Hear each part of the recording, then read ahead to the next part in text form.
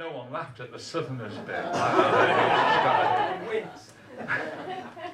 Okay, so this is the last poem. It's been really great. Well, I really enjoyable evening. I really enjoyed listening to absolutely everyone. It's been so good, really good.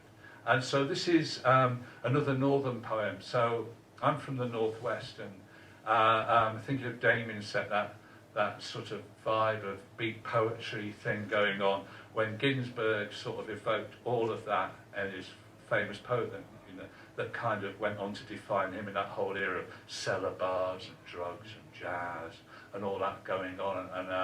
And I thought, what a shame no one did the same for the northwest of England at the same period. So I have. And Ginsberg called his poem Howl. Mine's called Ahem.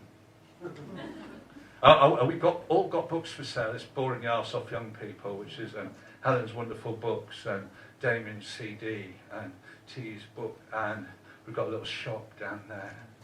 And there's nothing as heavy as unsold books. And we promise not to spend it on anything responsible. Give us some money. Okay, and so this is Ahem.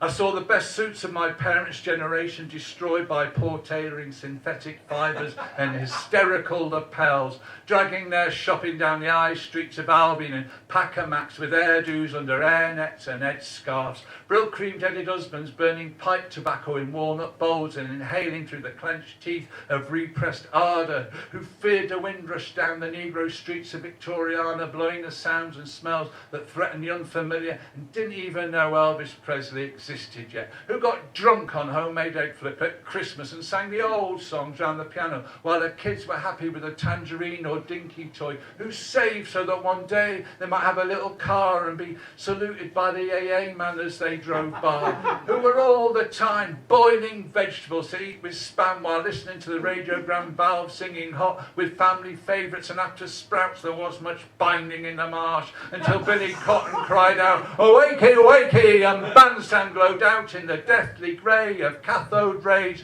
who on Fridays went dancing up the club in sixpence a week Montague Burton suits and crammed into 18-hour girdles and mail-order dresses with their blue hair piled on top, but just too soon to have ever been teenagers, who dripped out to Skegness, Vimto-fueled in charabangs to shine under Billy Butlin's neon. Our true intent is all for your delight, while being served brown ale by lasses from Doncaster in grass skirts under plastic palm trees in the Beachcomber bar, who never used their front rooms but kept it pure in the antimacassars pressed for visits by doctors or vicars or teachers for tin salmon, tin pears and tin milk, and always polished their front steps and never ran out of string, who knew their place and never thought the universities were for the likes of them, but prayed for office jobs for their children and stood for God Save the Queen at the Empire and said how wonderful their policemen were and fought in the war for the likes of me, who had more words for toilet than the Inuit have for snow, and put their teeth in jars and slept in their vest under candlewick counterpanes with dreams of winning the pools, and